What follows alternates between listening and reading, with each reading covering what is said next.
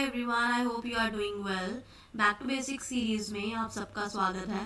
पिछले lecture video में हमने डिस्कस करा था फर्स्ट 10 एमसीक्यूज, जिसमें हमारे फर्स्ट 5 अकाउंटिंग स्टैंडर्ड्स कंप्लीट हुए। जिसमें हमने ये बताया कि कैश फ्लो स्टेटमेंट अब पार्ट नहीं है हमारे अकाउंटिंग स्टैंडर्ड्स का। ठीक है, सो जैसे हमने देखा कि पार्ट हमारा अकाउंटिंग स्टैंडर्ड नंबर 3 नहीं है, accounting standard number cash flow statement, उसी तरीके से हमारा 6 भी नहीं है, तो सीधा हम चलेंगे 7th पर। ओके, सो 11th क्वेश्चन जो है हमारा accounting standard number 7। And let me tell you, ये सीरीज अकाउंटिंग स्टैंडर्ड की चल रही है, बैक टू बेसिक सीरीज। जिनको अकाउंट शुरू से करना है उनके लिए ये सीरीज है। ओके, चाहे आप किसी भी गवर्नमेंट एग्जाम की प्रिपरेशन कर रहे हैं या यूजीसी की प्रिपरेशन कर रहे हैं या फिर आप बेसिक कॉमर्स में आपने एडमिशन लिया है, so it will be very helpful to you. So accounting standard number 7 कहता है कंस्ट्रक्शन कॉन्ट्रैक्ट्स। सो बोला गया क्वेश्चन, कंस्ट्रक्शन कॉन्ट्रैक्ट आप कैसे याद करना है कि मैंने एक साथ सारे कॉन्ट्रैक्ट्स ले लिए। 7 से आपको 7 याद रखना है। सारे कॉन्ट्रैक्ट की कंस्ट्रक्शन कर ली एक साथ। Okay, so percentage of completion method is used for, नाम से आपको समझ आ रहा है कि परसेंटेज ऑफ कंप्लीशन मेथड की कितना काम हुआ। कहते हैं percentage of completion method, for example मतलब बड़ी सी बिल्डिंग है, उसको पूरा होने में ये तो है नहीं 2 महीने में कंप्लीट हो जाएगी, 2 साल 3 साल लग सकते हैं। लेट्स सपोज 10 फ्लोर की बिल्डिंग है, तो कहते जस्ट जो ऐसा मेथड होता है जिसमें बड़ा बड़ा परसेंटेज ऑफ जो कंप्लीशन मेथड है, जिसमें परसेंटेज डिसाइड किया जाता है कि आप कितना परसेंट काम करोगे उस बेसिस पर, तो वो शॉर्ट टर्म कॉन्ट्रैक्ट होते हैं बिल्कुल भी नहीं, लॉन्ग टर्म कॉन्ट्रैक्ट होते हैं। ऑल कॉन्ट्रैक्ट्स भी नहीं आएगा, गवर्नमेंट कॉन्ट्रैक्ट में भी क्या पता शॉर्ट टर्म है कि लॉन्ग टर्म। सो याद रखना, जो लार्ज कॉन्ट्रैक्ट्स होते हैं, बड़े बड़े कॉन्ट्रैक्ट्स होते हैं, वो उनमें बहुत सारे साल लगते हैं, मेनी ईयर्स टू कंप्लीट। सो इसलिए इनकम एकदम से फ्लक्चुएट ना करे, तो जो आपको पैसे दिए जाते हैं वो वर्क प्रोग्रेशन के बेसिस पर दिए जाते हैं। ये नहीं कि जब पूरी बिल्डिंग कंप्लीट होगी तब होगा। फॉर एग्जांपल आपने 1-2 फ्लोर बना दिया, आपको साथ में पूरा ये नहीं कि 10 की 10 फ्लोर्स कंप्लीट हो गए तभी पैसे मिलेगा, नहीं, आपने 2 फ्लोर बना दिया, आपको 2 फ्लोर को पैसे मिल जाएंगे। तो इस केसेस में percentage of completion method use किया जाता है, कब? लॉन्ग टर्म कॉन्ट्रैक्ट्स में। आई hope that question is clear. Next question is revenue recognition. So revenue recognition हमारा कौन से अकाउंटिंग स्टैंडर्ड का पार्ट है? Accounting standard number 9। सो आपने याद रखना है कि रेवेन्यू मुझे हाईएस्ट चाहिए। सो 1 2 3 4 5 6 7 8 9, ये सिंगल डिजिट में कौन सा हाईएस्ट नंबर है? 9 ना। So accounting standard number 9 will be revenue recognition. Okay, ऐसे याद करने का तरीका। So revenue from sale of good is recognised when, कहते कब ये रेवेन्यू को हमने रिकग्नाइज करना है। ये हमने कॉन्सेप्ट्स एंड कन्वेंशन में भी पढ़ा है। जब गुड्स प्रोड्यूस हुए हैं, जब गुड्स डिलीवर्ड हुए हैं, जब कैश रिसीव हुआ है, या फिर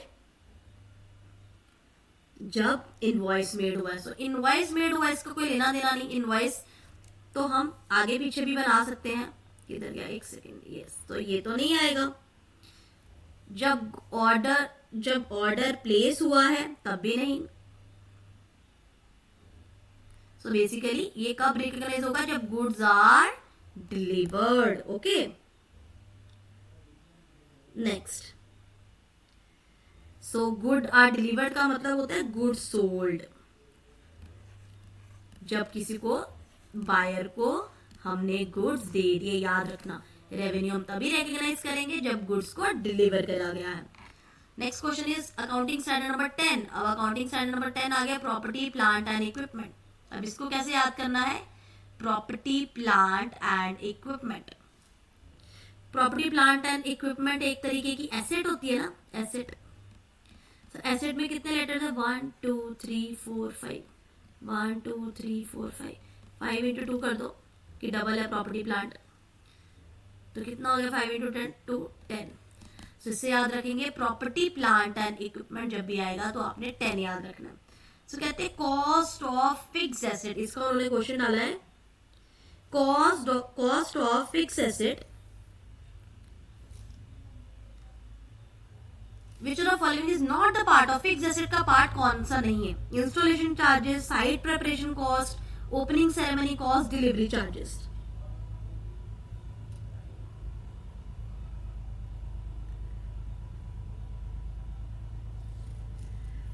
सो देखिए guys, opening ceremony cost, opening ceremony जो कॉस्ट होती है, ये जो ओपनिंग सेरेमनी कॉस्ट होती है ये हमारी होती है प्रमोशनल कॉस्ट, या हम बोलते हैं एडवर्टीजमेंट कॉस्ट. सो जो एडवर्टीजमेंट कॉस्ट होती है वो फिक्स एसेट का पार्ट नहीं है. फिक्स एसेट के आगे लेट्स सपोज एक फैन हो गया, आपने फैन लगवाना है. सो फैन को जब आप इंस्टॉल करते हो कमरे के अंदर तो वो तो उसी का पार्ट है, फैन का लगाने का फिक्स एसेट का पार्ट होता है. डिलीवरी चार्जेस, दुकान से, सेलर की शॉप से जब आपके लेट्स सपोज आपके वेयर हाउस में फैन फिट किया तो डिलीवरी रास्ते में आने के जो चार्जेस है वो भी इसके पार्ट होंगे. साइट प्रिपरेशन कॉस्ट, कि साइट को प्रिपेयर करा गया उस फिक्स एसेट को लगाने के लिए, वो भी इसका पार्ट होगा.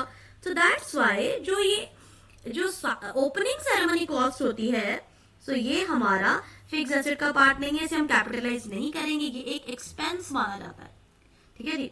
सो ये इनको एक्सपेंस माना जाएगा, एडवर्टीजमेंट एक्सपेंसेस. ठीक है ना, प्रमोशनल एक्सपेंस. नेक्स्ट हमारा अकाउंटिंग स्टैंडर्ड नंबर 11. सो अकाउंटिंग स्टैंडर्ड नंबर 11 का नाम है हमारा effect of change in foreign exchange. So foreign exchange से रिलेटेड उसमें क्या चेंजेस है वो इसमें आएंगे अकाउंटिंग स्टैंडर्ड नंबर 11. तो आपने इसमें कैसे याद रखना है, फॉरेन एक्सचेंज हमने डॉलर को कन्वर्ट किया रुपी में, 1 रुपये में. सो इसका डॉलर का एस हटा दो तो क्या हो गया, ये भी इसका भी ये, इसका भी ये, तो 1 सो 11 हमारा बना effect of change in foreign exchange rate. तो मॉनेटरी, इसका क्वेश्चन उन्होंने डाला हुआ है इस अकाउंटिंग स्टैंडर्ड का. Monetary items are translated at, monetary items को किसमें ट्रांसलेट करना चाहिए. सो याद रखिए मॉनेटरी आइटम्स जो है उनको हमने जो यूज करना है, क्योंकि फॉरेन एक्सचेंज का रेट जो है वो हमारा इस पर होगा, ये नहीं कि पुराना रेट क्या है, क्योंकि हर बार रेट चेंज होगा. तो इसमें रेट हमारा क्लोजिंग, जो आपने साल के एंड में क्लोजिंग रेट था उसको यूज करेंगे. जस्ट रिमेंबर, क्योंकि ये फॉरेन एक्सचेंज है, ज्यादातर हम कॉस्ट पर बात करते हैं, हिस्टोरिकल रेट पर बात करते हैं, है ना, क्योंकि फॉरेन एक्सचेंज की वैल्यू चेंज होती रहती है. तो इसलिए क्योंकि चेंज होती रहती है, तो और इसमें मॉनेटरी आइटम्स, अब मॉनेटरी आइटम्स का इसमें क्या मतलब है, मॉनेटरी आइटम्स का मतलब है जिन आइटम्स को हमने बाद में सेटल करना होता है. ठीक है जी, जो कि कैश में बाद में सेटल हो जाती हैं. जैसे फॉर एग्जांपल लोन हो गया, लोन आज के आज तो नहीं सेटल होगा, बाद में सेटल होगा. डेटर, जिन्होंने पैसे देने हैं, या क्रेडिटर, जिनसे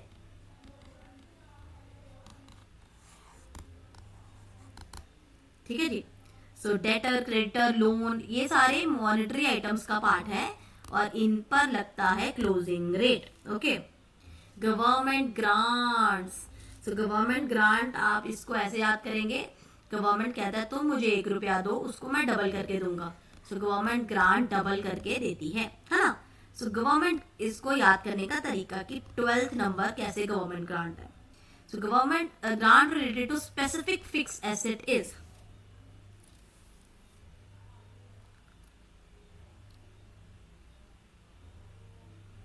सो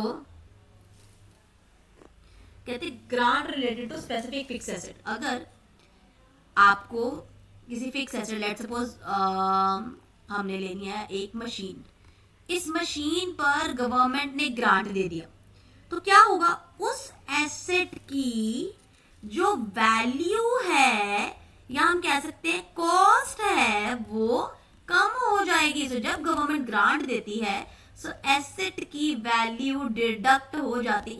इनकम का नहीं लेना देना इससे, फिक्स एसेट की कॉस्ट रिड्यूस होती है. कैपिटल रिजर्व नो, गवर्नमेंट सिर्फ आपका कॉस्ट की वैल्यू आपको कम सस्ते में दे रही है बेसिकली. सो लायबिलिटी का तो कोई लेना देना नहीं, ये तो फायदे की बात है ना. नेक्स्ट आगे हमारा accounting for investment, accounting standard number 13.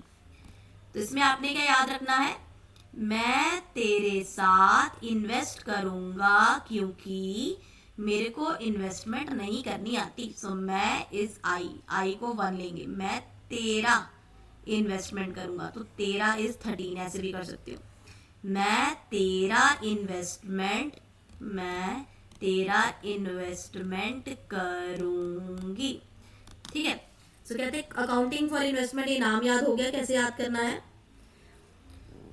Current investment are valued at, कहते हैं जो करंट इन्वेस्टमेंट होती है, ठीक है जी, वो किस पर वैल्यू होगी। तो अगेन जब भी ऐसी चीजें आएंगी तो कॉस्ट और market value which ever is lower, ठीक है जी, क्योंकि जो हमारी बेसिकली करंट इन्वेस्टमेंट होती है वो भी फ्लक्चुएट होती रहती है, ऊपर नीचे, ठीक है जी। सो कंजर्वेटिज्म अकाउंटिज्म, जो कंजर्वेटिज्म अकाउंटिंग है, कंजर्वेटिज्म जिसका दूसरा नाम प्रूडेंस भी है, जिसे हमने एक्सप्लेन भी किया था, वो क्या कहता है कि सस्ता रखो। सो उसके अकॉर्डिंग इन्वेस्टमेंट, इस क्वेश्चन का आंसर होगा क्वेश्चन आंसर नंबर सी, एमलगामेशन। सो एक कंपनी एमलगामेट हो गई है, उसने 4 कंपनीज के साथ मिक्स कर दिया, मतलब एक कंपनी, 4 कंपनियों को मिलाकर हमने एक कंपनी बना दी, उस कंपनी का नाम है 5th कंपनी। सो एमलगामेशन कैसे याद रखना है, 1 4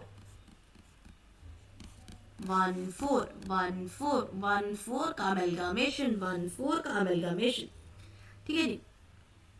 सो कहते हैं pooling of interest method is used in, pooling का मतलब क्या है, आप पूलिंग ऑफ इंटरेस्ट मेथड, एमलगामेशन में हम सबका इंटरेस्ट देख रहे हैं, तो वो क्या हो गया, परचेज तो होता है कि आपने किसी की कंपनी को परचेज कर लिया, ठीक है। तो इसका जो पूलिंग ऑफ सबका फायदा देखने का मतलब होता है मर्जर। एमलगामेशन का क्या पार्ट है, मर्जर। रिकंस्ट्रक्शन क्या होता है, एब्जॉर्प्शन क्या होता है, परचेज टाइप, ये सभी बाद में एक्सप्लेन करने वाली आइटम्स है, क्योंकि हम बेसिक से स्टार्ट कर रहे हैं। तो अभी आप ये देखिए पूलिंग ऑफ इंटरेस्ट मेथड क्या होगा, हमारा मर्जर टाइप। एम्प्लॉय बेनिफिट क्या हो गया हमारी, अगर आप आगे टेक्स्ट पढ़ेंगे तो आपको पता होगा, जो सैलरी चैप्टर है, सैलरी का बेसिक सैलरी का जो सेक्शन है वो भी 15 ही है। सो इसका अकाउंटिंग स्टैंडर्ड नंबर भी 15 है। एम्प्लॉय बेनिफिट का क्या मतलब, एम्प्लॉय को सबसे ज़्यादा बेनिफिट क्या होता है, वैसे सैलरी बेसिक है, तो यहाँ पर एम्प्लॉय बेनिफिट्स में आता है ग्रेच्युटी। सो ग्रेच्युटी क्या है, जब आप रिटायर हो जाते हैं, so it's is post employment benefit, जब आपकी रिटायरमेंट होती है उस पर आपको ग्रेच्युटी मिलता है ना। सो ये शॉर्ट टर्म नहीं होता, टर्मिनेट करने पर थोड़ी मिलता आपको फायदा।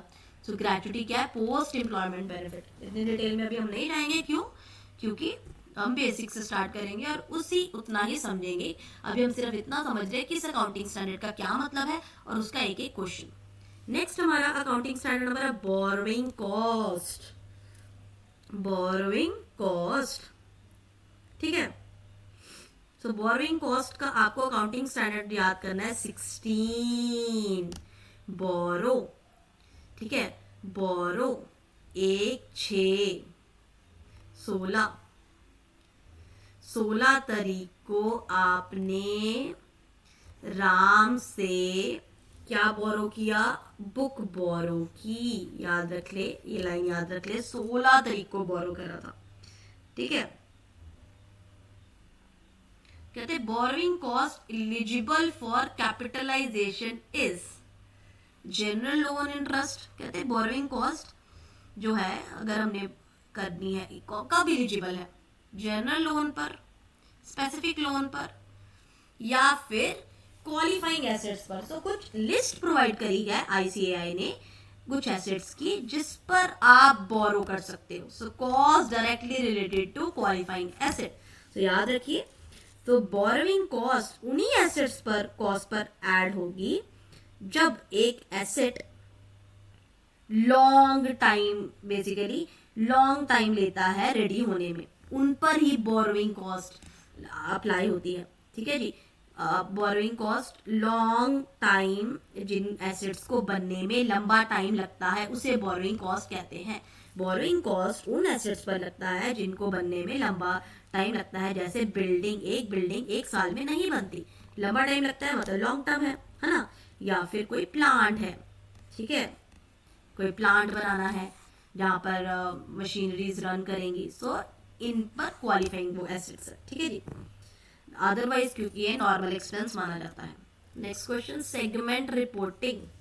सो हमने इसको ऐसे याद रखना है कि मैं एक साथ तुम्हारे साथ रिपोर्टिंग करूंगी, एक साथ। पिछला अकेला 7 था, ये एक साथ, मतलब सब कुछ मैं एक साथ करूंगी, एक साथ। ओके, तो accounting standard number 17 account segment reporting. So segment reporting में उन्होंने पहले बात करी है, operating segment is identified as. So operating segment, आपने ऑपरेशन के बेस पर, काम के बेस पर सेगमेंटेशन करी है। सो प्रोडक्ट की भी सेगमेंटेशन हो सकती है, लोकेशन की भी, स्ट्रक्चर की भी। तो इस क्वेश्चन का आंसर है all of the above. I hope that is clear to you. Next lecture video में हम नेक्स्ट 10 क्वेश्चन आंसर्स करेंगे with explanation of accounting standards and their trick to revise. So stay tuned for the same. Take care. Bye bye. See you.